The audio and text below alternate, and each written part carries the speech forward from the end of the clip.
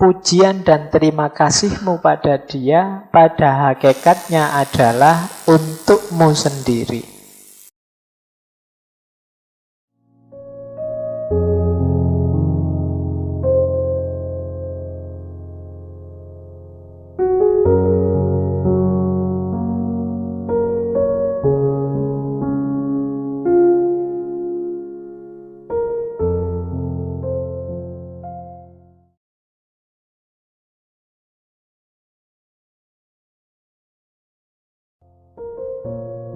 Bila engkau berkata-kata baik kepada orang lain, maka kebaikan itu akan kembali kepadamu. Pujian dan terima kasihmu pada dia pada hakikatnya adalah untukmu sendiri. Bagaikan orang yang menanam pohon mawar dan melati di sekitar rumahnya. Manakala dia memandangnya, dia seperti berada dalam surga. Nah, ini untuk kita ingat-ingat. Jadi, apapun yang kita lakukan untuk sahabat kita yang bentuknya kebaikan, jangan dikira itu persembahan untuk dia saja. Jangan dikira itu pengorbananmu yang manfaatnya hanya untuk dia saja. Kalau kita melakukan kebaikan, itu sebenarnya untuk kita. Jadi, tidak untuk dia. Kalau kita berterima kasih pada orang misalnya, ini kan berterima kasih ini juga jenis kebaikan. Itu juga sebenarnya bukan kita menuju dia, tapi sebenarnya kita menuju kita sendiri. Maksudnya apa? Ya kalau kita berterima kasih misalnya, sebenarnya itu adalah bukti yang menunjukkan bahwa kita punya jiwa yang bersyukur. Kita punya jiwa yang berterima kasih. Kalau kita membantu teman kita misalnya, ini sebenarnya menegaskan alhamdulillah berarti aku ini masih manusia yang dermawan, masih manusia yang mau berbagi. Jadi sebenarnya semuanya kembali ke kita. Kalau kita jujur pada orang lain, jangan dikira bahwa oh aku jujur, dia yang mendapatkan manfaat dari kejujuranku. Sebenarnya tidak. Kita juga dapat manfaat dari kejujuran itu. Jadi man amila sholihan falinafsi. Jadi barang siapa melakukan kebaikan ya untuk dirinya sendiri. Kebaikan itu. Jadi maka jangan ragu-ragu, jangan bimbang kalau teman-teman ingin melakukan satu kebaikan apapun. Termasuk kebaikan yang berhubungan dengan sahabat pada orang lain. Itu jangan dikira saya memberi berarti saya yang berkorban, dia yang dapat manfaat. Karena manfaat dari kebaikan itu hakikatnya nanti pada kita dan kembali ke kita lagi. Kalau manfaat untuk dia itu di luar kuasa kita sudah. Kadang-kadang kita itu ingin berbuat baik pada orang, tapi kok hasilnya tidak bagus, atau orangnya malah salah paham, atau orangnya malah benci sama kita dan lain sebagainya. Respon dia di luar kuasa kita. Tapi kebaikan yang kita lakukan pasti ada manfaatnya untuk kita. Jadi kalau engkau berkata baik pada orang lain, kebaikan itu akan kembali padamu. Tidak usah diukur, wah enak dia dapat manfaat terus. Dari aku apa enggak? Enak dia, aku terus yang neraktir, dia tidak pernah neraktir. Aku untungnya apa? Aku kehilangan uang banyak. Enggak.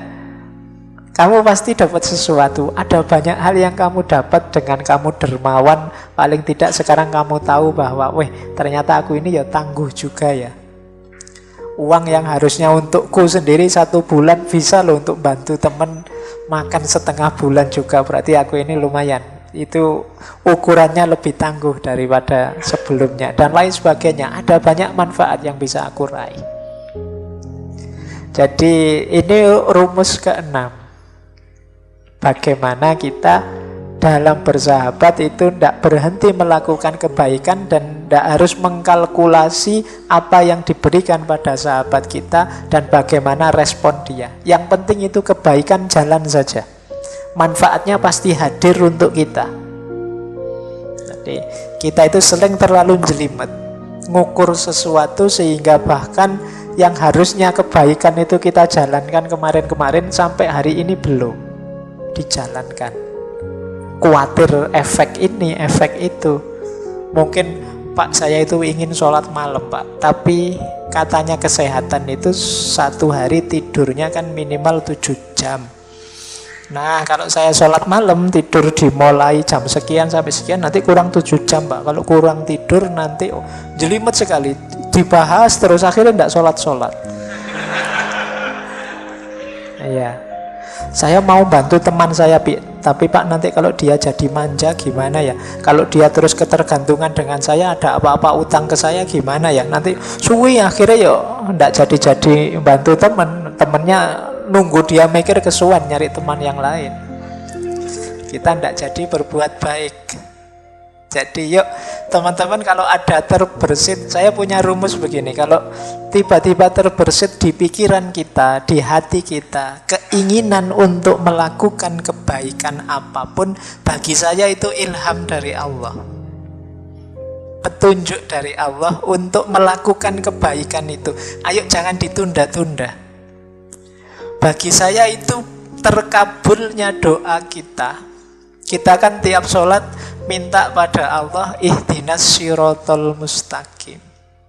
Ya Allah, tunjukkan aku ke jalan yang lurus. Itu diantara menurut saya ya, Allah menunjukkan kita ke jalan lurus itu diilhamkan pada kita untuk melakukan kebaikan tertentu. Ilham itu antara lain muncul di kepala kita, di hati kita, muncul ide untuk melakukan kebaikan ini, kebaikan itu. Itu bagi saya dari Allah.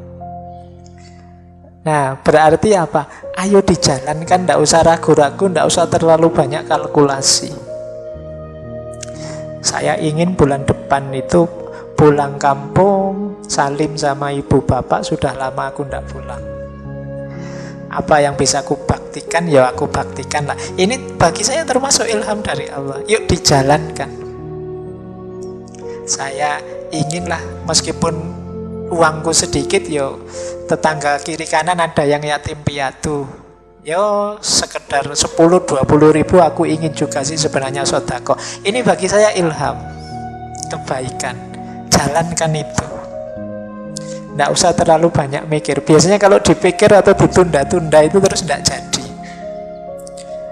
Tapi mosok ya bantu anak yatim cuma 10-20 ribu buat apa ya buat mereka? Nunggu nanti kalau sudah dapat 100 ribu. Begitu punya 100 ribu, eman ya 100 ribu. Kok dikasihkan? Akhirnya tidak jadi. Maka untuk kebaikan jalan saja. Tidak usah terlalu banyak pertimbangan. Saya khawatirnya Allah sudah ngasih banyak sekali ilham kebaikan, kita tidak jalan. Kita tiap hari masih minta lagi.